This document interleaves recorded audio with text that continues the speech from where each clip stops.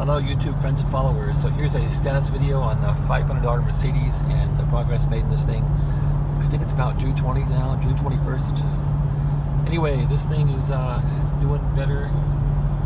It's about 73 degrees out today, and as you can see, the ABS light is on. So I still have an ABS light problem.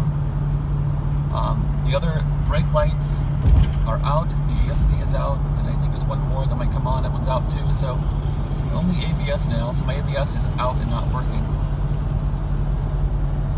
But the good, okay, yeah, so there's a new hood on there. So the old hood has been thrown out and gone. That hood was $160. With tax.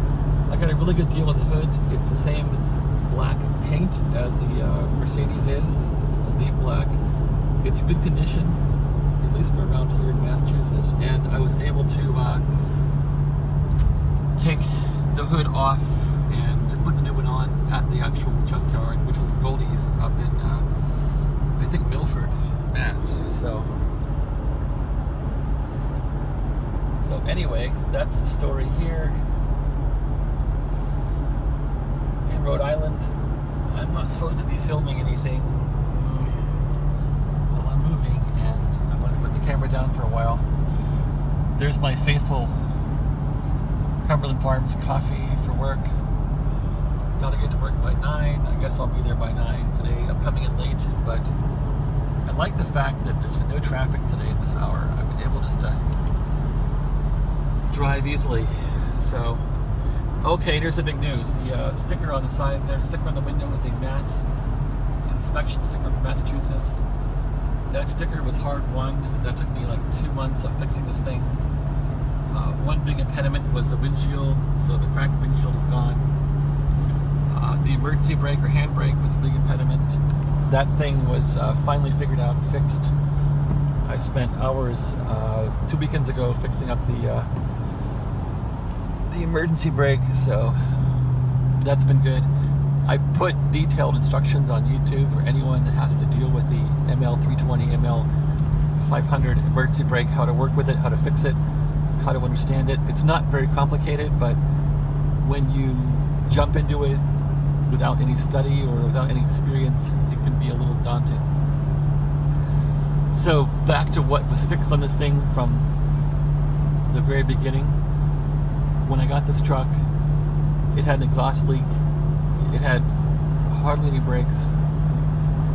And what else is wrong with it? The tie rods were bad. The tie rod on the left side was really, really bad.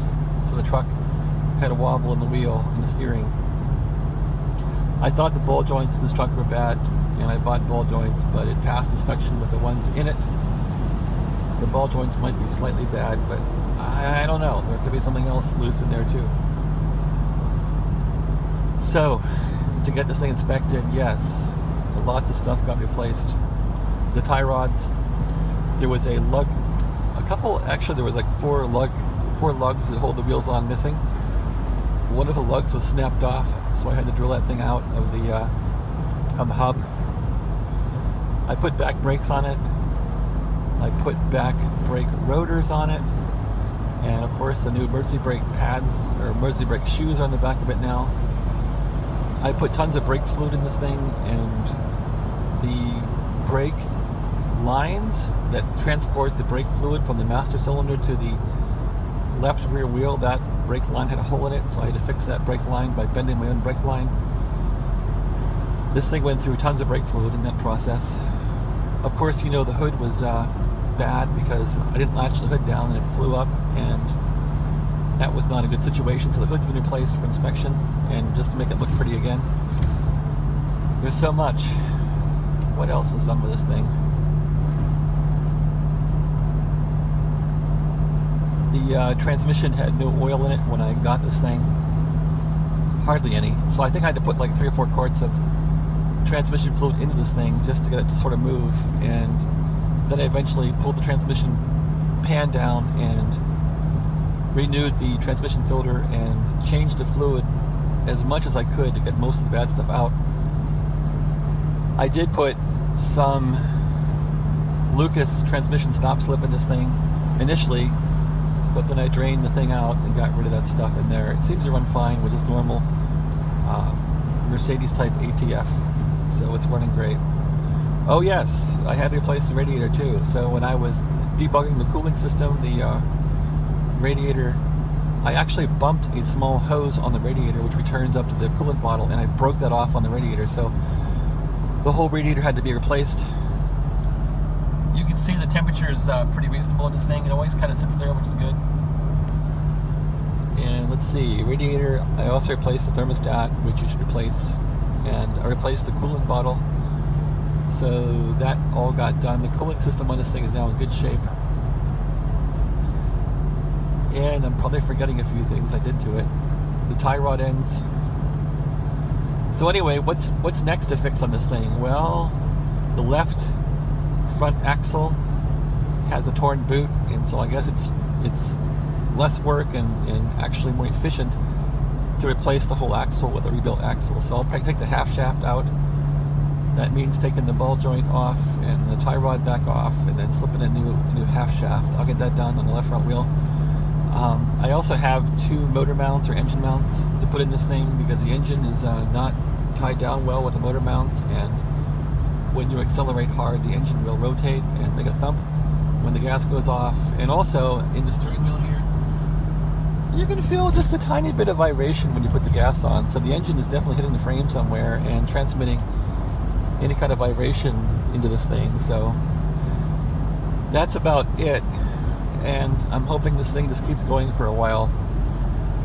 If I can keep this thing running for 6 months, I don't think I'll be in Rhode Island for 6 months at all, but if, say, I was in Rhode Island for 6 months, this thing would probably break even cost-wise with what it would cost to rent a car. So I'll probably break even in 6 months on what I've put into this thing. And then after 6 months, I actually save money. And that's if this thing keeps running and doesn't break down, which I highly doubt it will keep running, but that's the story. It's getting about 18.7 mpg, which isn't too bad. And there's little odds and ends to fix. Oh yeah, so I had to fix the back door too. The back door latch didn't work, so that had to be fixed. And yeah, the back hatch latch didn't work, and I had to fix that. I bought one for $55 in the junkyard, and that one failed. So I had to buy a new one for $200 and put that thing in there, and that's yet to be done. And what else? The back right door would not open from the outside, so I had to buy a new latch mechanism for that thing for $200 and put it in. I didn't leave much of a video record of how to do that, but that was involved. I had to drill out the airbag rivets with a drill, and I actually had to buy a rivet gun to put the rivets back in there. Anyway, that turned out well. So the net of this thing is all the doors open and close now like they should. Everything locks like it should. Again, the thing got inspected with a mass inspection sticker, so it's good for a year, and that probably increased the value of this truck $2,000 if I was to want to sell it. So that's about it. I like the radio in this thing. It's not the most advanced radio, but it's probably old for even 2005 when this thing was put out. But the radio has great sound. I guess the Bose sound system. And got a bike coming on here. He gave me a little wave. Okay, well, thanks for watching. Have a great day.